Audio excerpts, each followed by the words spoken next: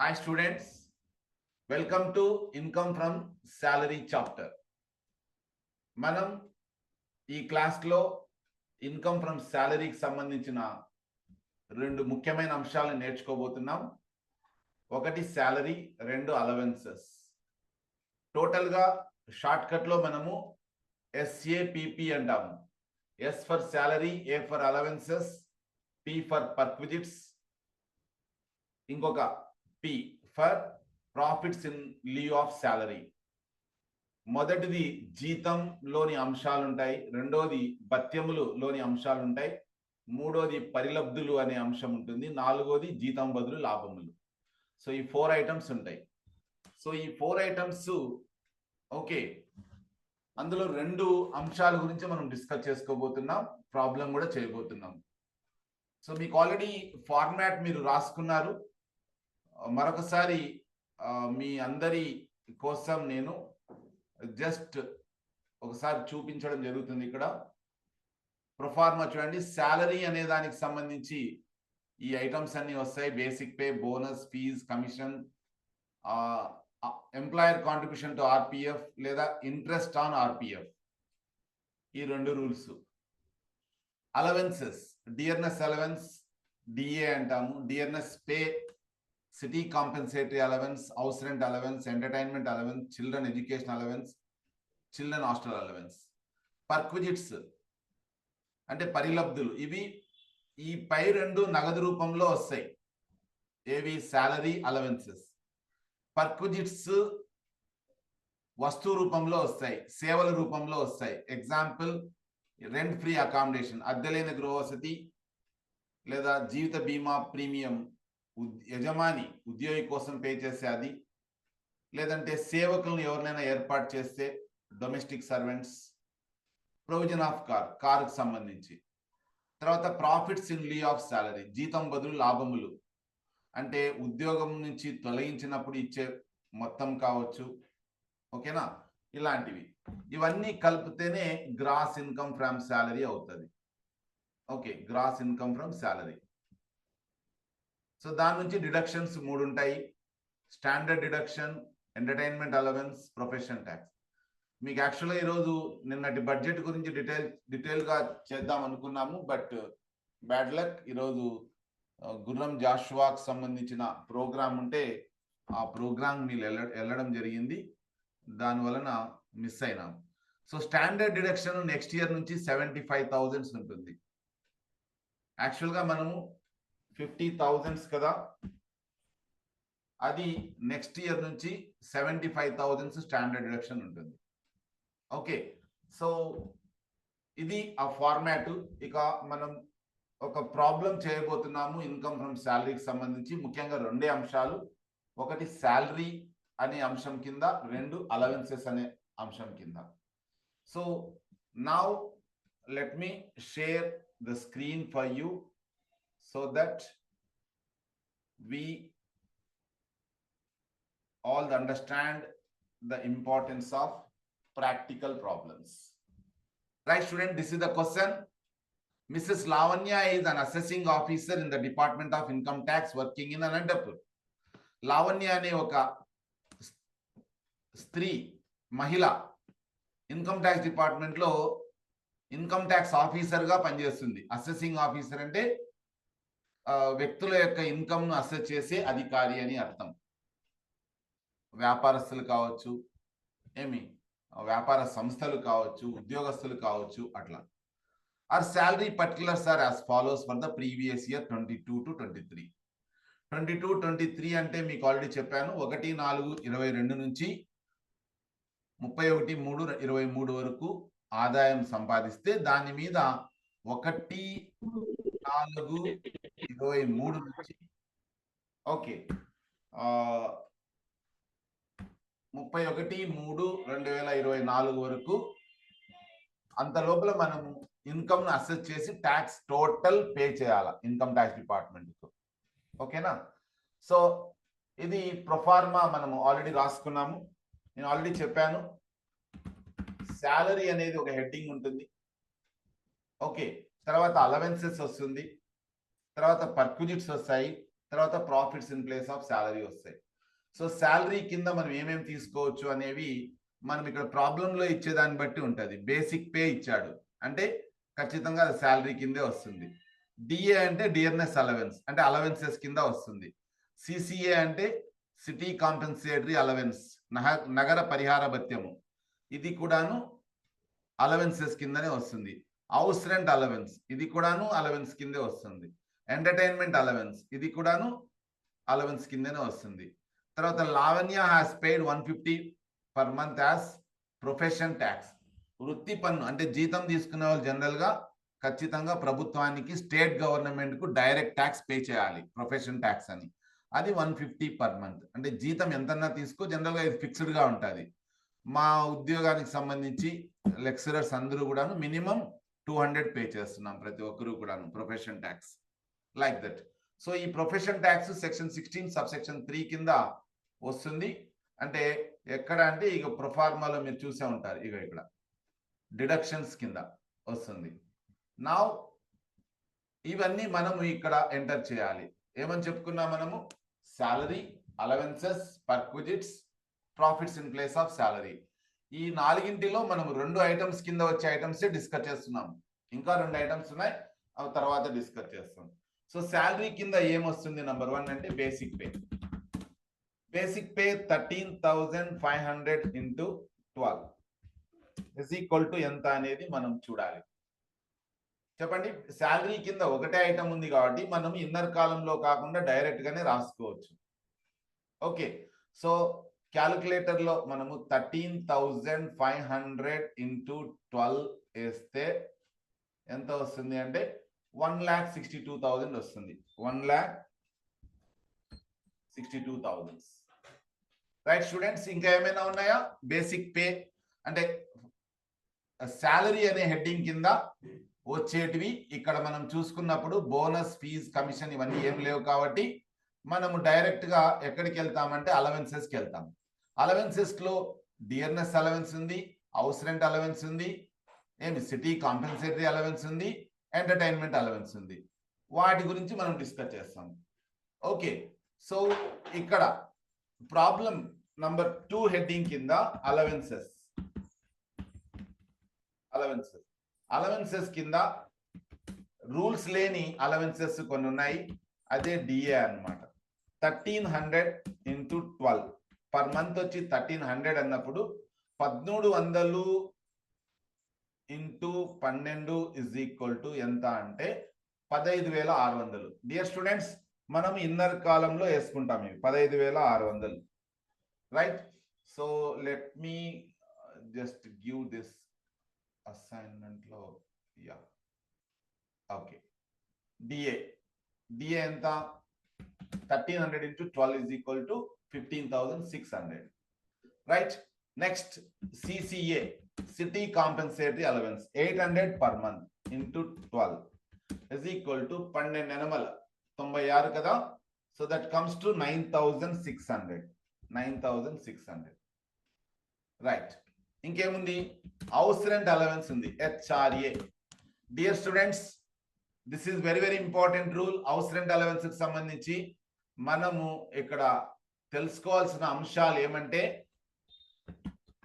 Notes, important notes అని మనం రాసుకోవాలి. కంపల్సరీగా మీరు కూడా చేయాల్సిందే. Okay, house rent allowance exemption even when rent is paid. ఇక్కడ ఈ ప్రాబ్లం లో లావణ్య నెలకొచ్చి 2,500 పే చేస్తుంది కాబట్టి ఎగ్జామ్షన్ ఇవ్వచ్చు. అండ్ ఎక్కడ నివసిస్తుంది అనేది ఇంపార్టెంట్. ఈమె ఎక్కడ నివసిస్తుంది? అనంతపూర్లో నివసిస్తుంది. So she is residing in other city, Anantapuram అన్నమాట. అదర్ సిటీ అని ఎందుకు అంటున్నామంటే ఆల్రెడీ చెప్పుకున్నాం మనము. ఇంపార్టెంట్ సిడి ఏమి? చెన్నై, ఢిల్లీ, కలకత్తా అండ్ ఇంకోటి ఏమి? Mumbai, Delhi, Chennai, Kolkata. Okay, very good. So అవి అన్నమాట. అందుకని అనంతపురం అనేది అదర్ సిటీ కింద వస్తుంది. ఓకే, సో ఇక్కడ రూల్ ఏమంటే హౌస్ రెంట్ అలవెన్స్ కి సంబంధించి 3 పాయింట్స్ ఉన్నాయన్నమాట. 3 points. Least of the following is exempted. Least of the following is exempted. ఇది మీరు నోట్స్ లో రాయాల్సిందే ఎగ్జెంప్టెడ్ అని. ఒకటి ఏమంటే actual HRA received. Actual HRA received ఎంత అంటే అలవెన్స్ తీసుకుంటుంది ఎవ్రీ మంత్ ఎవరు? లావణ్య. ఎంత? 1500 into 12 is equal to 18,000 అవుతుందా? 18,000 తీసుకుంటుంది. సో అది మనం రాసుకోవాలి ఇక్కడ 18,000. ఇది యాక్చువల్ హెచ్ఆర్ఏ. ఓకే రైట్, అర్థమైందా ఈ పాయింట్? మూడో పాయింట్ ఏమంటే లెట్ మీ గో టు ఇది నోట్ అంతా ఒక చోట ఉంటే బాగుంటుంది కాబట్టి నేను కిందికి వస్తున్నాను, అంటే కిందికంటే నెక్స్ట్ పేజ్కి. సో ఒకటి నంబర్ 1 ఇక్కడ దీనికి సంబంధించి ఓకే.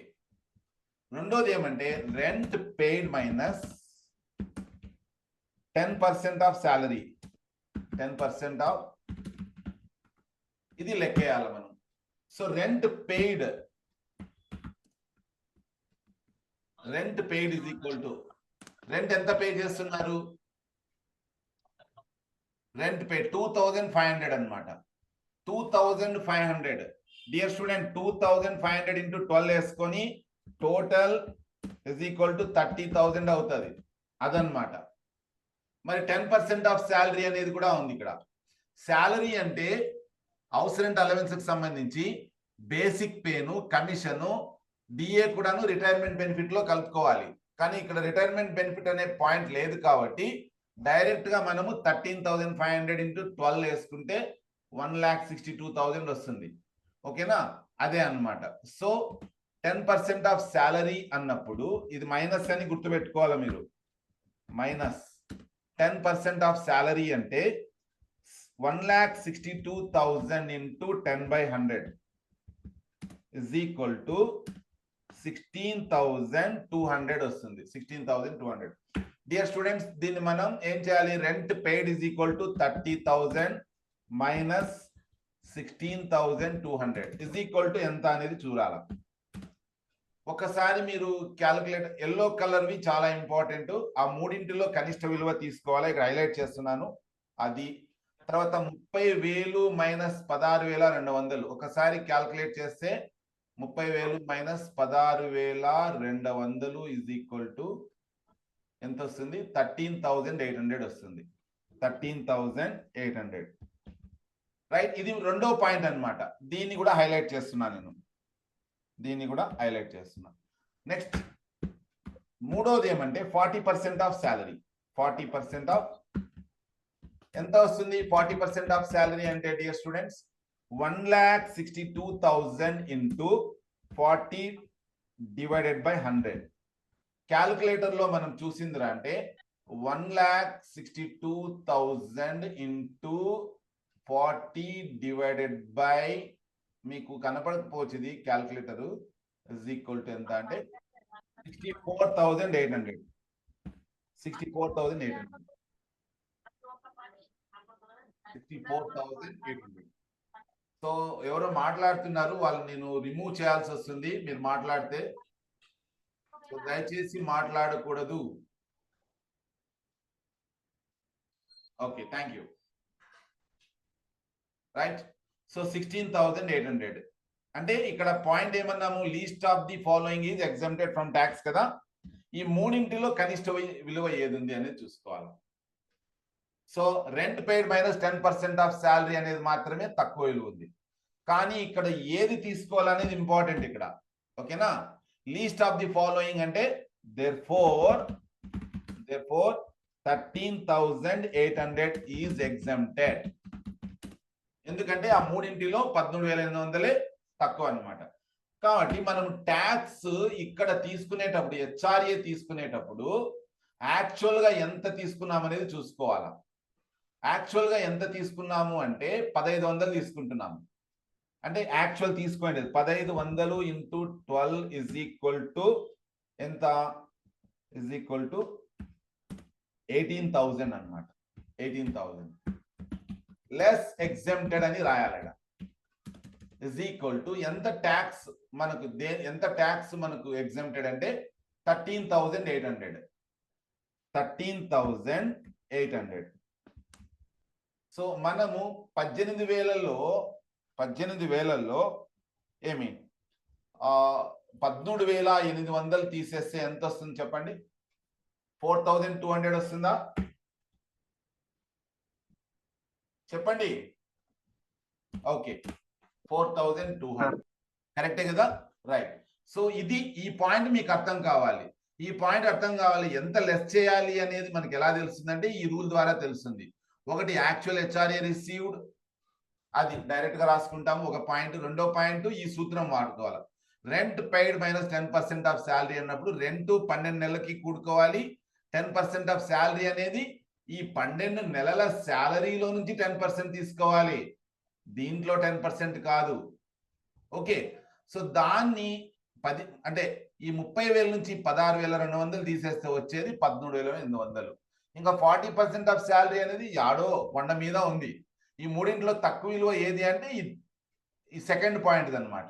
యాక్చువల్గా తీసుకుంటున్నది 18,000 కాబట్టి ఇంతవరకు మాత్రమే ట్యాక్స్ ఎగ్జంప్షన్, దాని మీద మనం ట్యాక్స్ కట్టాల్సిన అవసరం లేదు.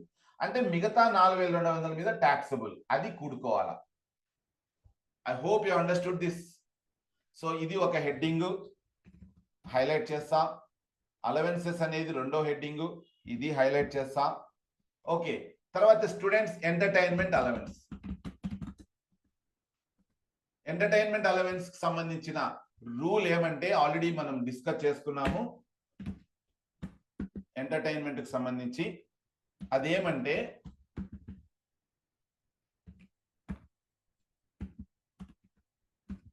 ఎంటర్టైన్మెంట్ రూల్, మీరు ఎంటర్టైన్మెంట్ కి సంబంధించిన రూల్ ఏంటి? ఎంటర్టైన్మెంట్ కి సంబంధించిన రూలు ఒకటి 20% ఆఫ్ శాలరీ. 20% ఆఫ్ శాలరీ అంటే ఇక రాసుకోవాలి మనం. This is allowed as exemption for government employees. Okay, least of the following is exempted. ఒకటి ఏమంటే 20% ఆఫ్ శాలరీ, రెండోది ఇది ఈ సైడ్ తీసుకునేద్దాం దీన్ని, మీకు అర్థం. ఓకే, 20% ఆఫ్, చూడండి ఇది హెచ్ఆర్ఏకి సంబంధించి, ఇదేమో ఎంటర్టైన్మెంట్ అలవెన్స్ కి సంబంధించి 20% ఆఫ్ శాలరీ. రెండోది ఏమి? Actual entertainment allowance received.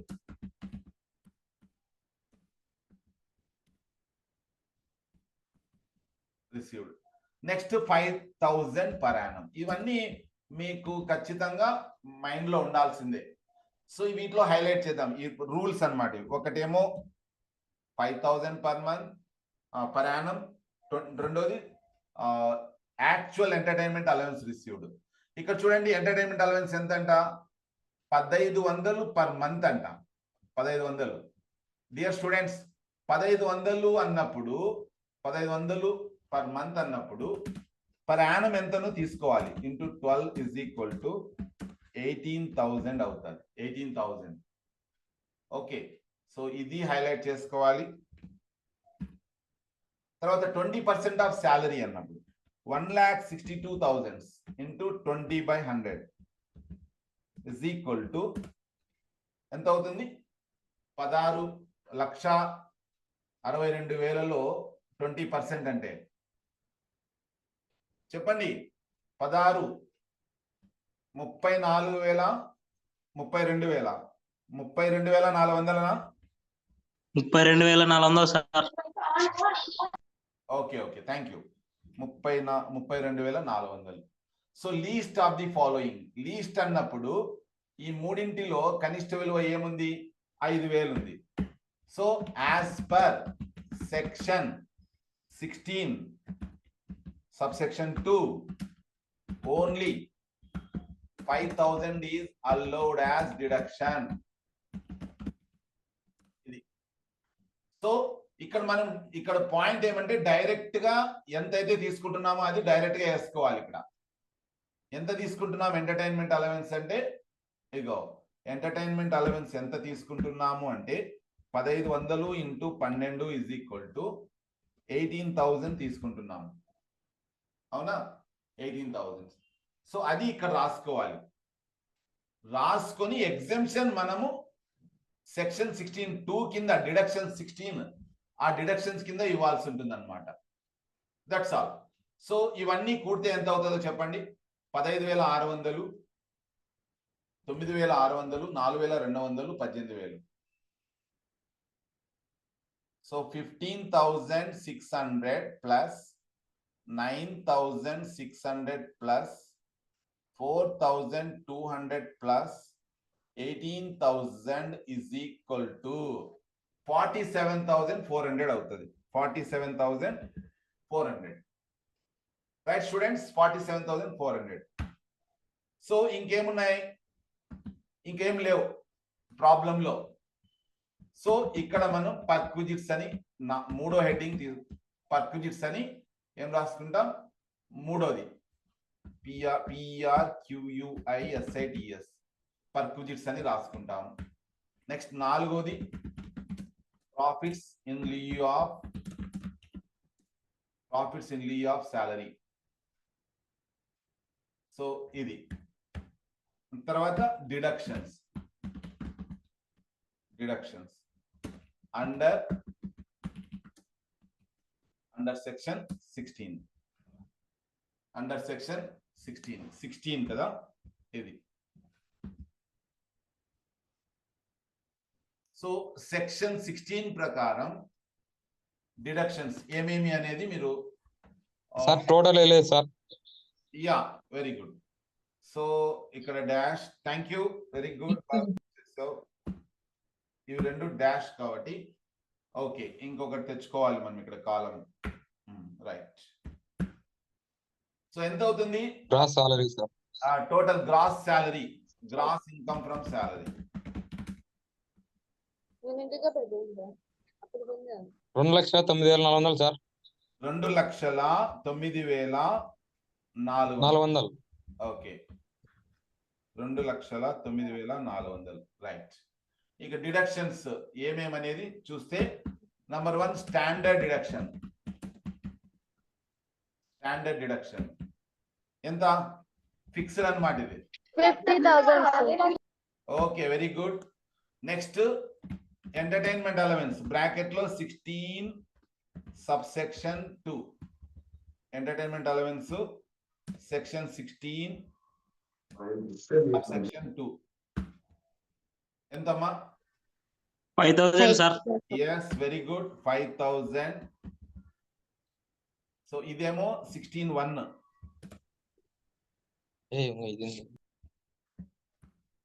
Section 16(1).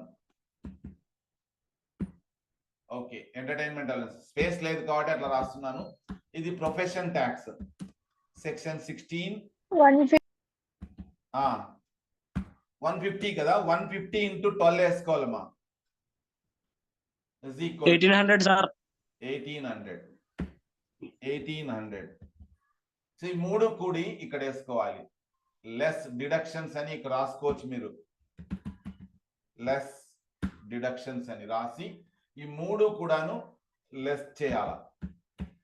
ఎంత అవుతుంది? 56,800. 56,800.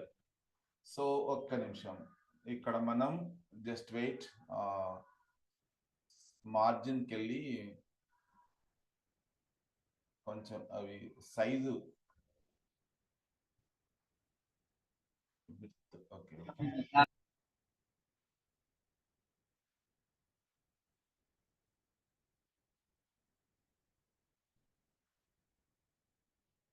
ఓకే, సో ఇప్పుడు 2,09,000 నుంచి 2,09,400 నుంచి ఎంత లెస్ చేయాలి మనం? 56,800 లెస్ చేయాలి. ఎంత అవుతుంది ఆన్సర్ చెప్పండి? 2,02,100 sir. Okay, just wait, margins తగ్గించుకోవాలను. బాటమ్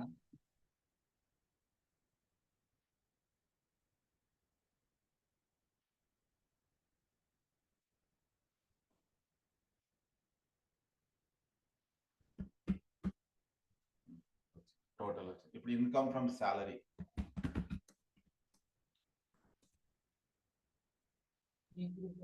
ఎంత అవుతుంది చెప్పు అమౌంట్?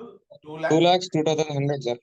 2 lakhs కాదు, 2,09,400 నుంచి 56,56,800 తీసేసి ఎంత అవుతుంది? 1,52,600 sir. 1,60,52,000 52,000 1,52,600. 600. ఇది కరెక్ట్. ఓకే, 1,52,600. సో ఇక్కడ మీకు ఒకటి ఏమంటే రెండే రెండు అంశాలు. ఒకటి ఎంటర్టైన్మెంట్ అలవెన్స్ కి సంబంధించిన రూలు. ఓకే, ఎంటర్టైన్మెంట్ ఇంకోటి ఏమి హౌస్ రెంట్ అలవెన్స్ కి సంబంధించిన ఈ రెండు మైండ్ లో ఉండాలి. మనకు మైండ్ లో ఉంటేనే మనం ఈ ప్రాబ్లం చేయగలుగుతాం. That's all.